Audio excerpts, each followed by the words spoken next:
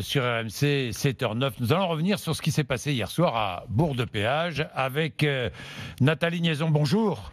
Bonjour. J'espère que je n'écorche pas votre nom, Niaison. Non, non, c'est parfait, c'est parfait. Oui, bon, c'est ça. Bourg-de-Péage. Bourg-de-Péage, 10 500 habitants, c'est cela? Exactement. Alors, Bourg-de-Péage, c'est au bord, c'est dans la Drôme, mais c'est au bord de l'Isère et pas loin de l'Ardèche.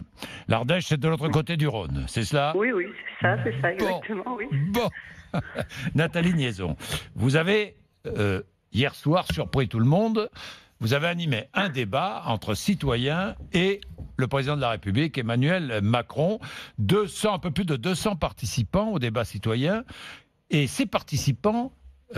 Victor Joannin, vous débarquez le chef de l'État. Oui, Emmanuel Macron a répondu à l'invitation de ministre de l'Agriculture, le Drômois Didier Guillaume. Une visite surprise, mais à moitié seulement. La décision de s'y rendre a été prise hier matin. Le président est resté plus de 3 heures pour répondre aux questions des participants. Plusieurs déclarations à retenir. Un recul sur le glyphosate, impossible de l'éliminer à 100% dans les 3 ans à venir, a reconnu le président, qui a aussi affiché sa détermination sur la suppression totale de la taxe d'habitation et sur le bonus-malus pour limiter les contrats-courts. Bien, Nathalie Niaison, vous êtes maire de Bourg-de-Péage, on va être transparent.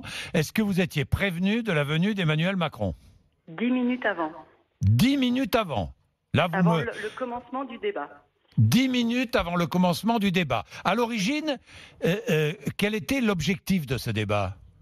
Eh bien, en fait, j'avais organisé ce débat avec le ministre de l'Agriculture. Oui. Puisqu'il était dans la Drôme justement parce qu'il y avait le président de la République. Oui. Et je m'étais dit à ce moment-là, ce serait pas mal si le ministre de l'Agriculture pouvait venir échanger avec les péageois dans le cadre du grand débat. Oui. Donc c'est comme cela que mardi, nous avons lancé sur Facebook, sur Twitter et dans la presse locale une information et une invitation à ce que les péageois viennent rencontrer le ministre pour pouvoir s'exprimer en toute liberté. Bon, vous avez eu beaucoup de réponses? Eh bien, on a rempli la salle à 250 personnes. Oui. J'avais demandé que ce soit sur inscription parce que j'avais en tête, au mois de décembre, j'avais prêté une salle municipale pour des gilets jaunes. Ils pensaient être 50 et au final, ils ont dépassé les 500. Donc, oui. Je m'étais dit, faut pas que je me fasse déborder. On a quand même des normes de sécurité dans nos salles. Le calibre, c'était de 150.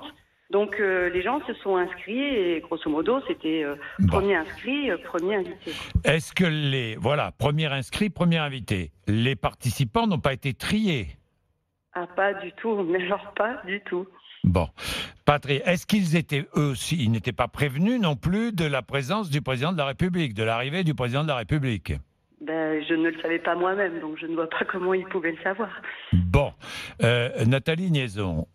Comment s'est déroulé vous étiez au cœur du débat, vous avez animé le débat. La conclusion, comment ça s'est passé? Franchement, ça a été un moment de vérité, un moment d'authenticité. Les gens qui étaient dans la salle, les personnes qui étaient dans la salle, c'était des personnes authentiques d'ici, de Bourg-de-Péage.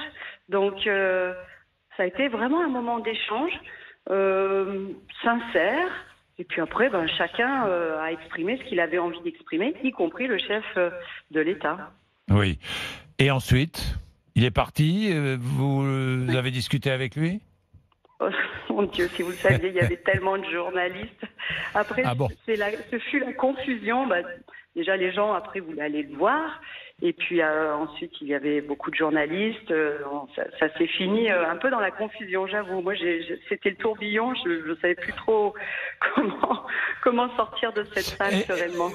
J'ai une question qui est plus importante que la communication. C'est est-ce que ça sert à quelque chose? Est-ce que vous pensez que ça a servi à quelque chose? Moi, Monsieur Bourdin, je vais vous dire une chose. Oui. Le 1er décembre dernier, devant ma télé, j'ai pleuré. J'ai pleuré de voir ce qui s'est passé dans notre pays. Et j'étais, mais je vous le dis, désespérée toutes ces semaines. Je me disais, mais comment on va sortir de là? Et le grand débat national, pourquoi pas? Et si ça pouvait faire avancer les choses? Je ne sais pas si ça marchera, j'en sais rien. Je ne sais pas si nos dirigeants seront à la hauteur de ce débat. Mais en tous les cas, il existe, il a le mérite d'exister. Donc on doit tous prendre notre responsabilité.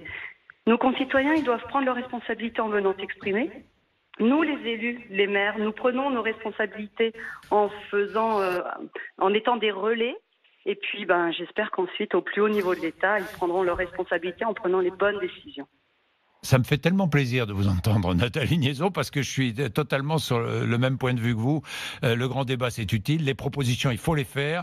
Et ensuite, les décideurs, c'est à eux de prendre leurs responsabilités. Nous verrons de quoi ils sont capables. Voilà. Merci, Nathalie Niaison. Merci dans tous les cas.